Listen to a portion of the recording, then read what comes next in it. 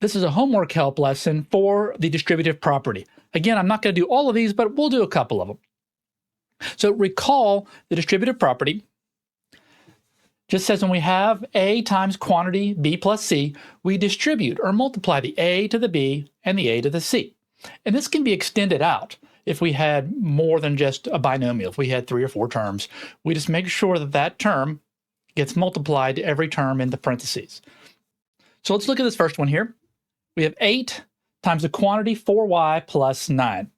So using that distributive property, and I will, when I'm first doing these, I will go ahead and make these little marks. So I'll say, well, what is 8 times 4y? So I do 8 times 4 is 32, and I put a y there. And then I do 8 times 9. 8 times 9, 72. Make sure you bring your sign down, so plus 72. And that's it. Okay, let's do 787. So we have 9 times the quantity 5/9 y minus 1/3. So fractions always give us a pause, but we're not going to really stress about them. So 9 times 5/9.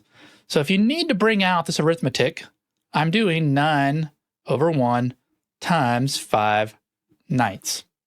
The 9s cancel, and you just get 5. So we'll get 5y minus, and then don't forget to make that a 9 times the 1/3. Again, if you need to bring that out, we'll do 9 over 1 times 1/3. 3 goes into 9 3 times. 3 times 1 is 3 over 1, which is 3. So this is 3.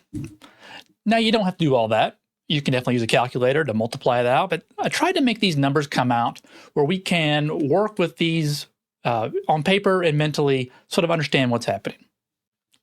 Okay, let's look at number maybe 801.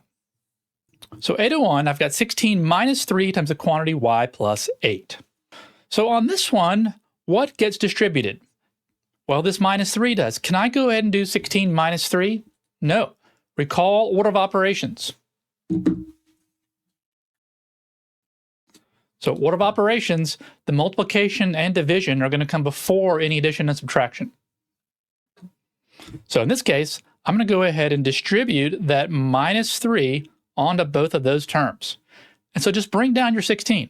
So 16 minus 3y minus 24. Now we always look to see if we can combine like terms. And I can. I've got a 16 and a minus 24 I can combine. So when I combine those, if it helps, this is sort of an optional step. You can write those terms side by side. And 16 minus 24 is a negative 8. Again, if it helps, put plus and minus, negative 8 minus 3y. Okay, and then maybe I'll get you started on one of these. How about 807? So 5m minus 3 minus the quantity m plus 7. So we're going to be clearing parentheses. Recall when we have this minus the parentheses, there's an understood 1 here. So before I start combining 5m and m, I'm going to what's called clear parentheses. So this first set of parentheses I don't really need. It's not like I have something out here I'm multiplying by, right? So I have 5m minus 3. And now, in a sense, we are just distributing this negative 1. So minus m minus 7. And now you have a choice. I recommend when you're first starting to do these to write these terms side by side, especially when we have minuses. I just noticed when students try to subtract over certain terms, they don't get it right.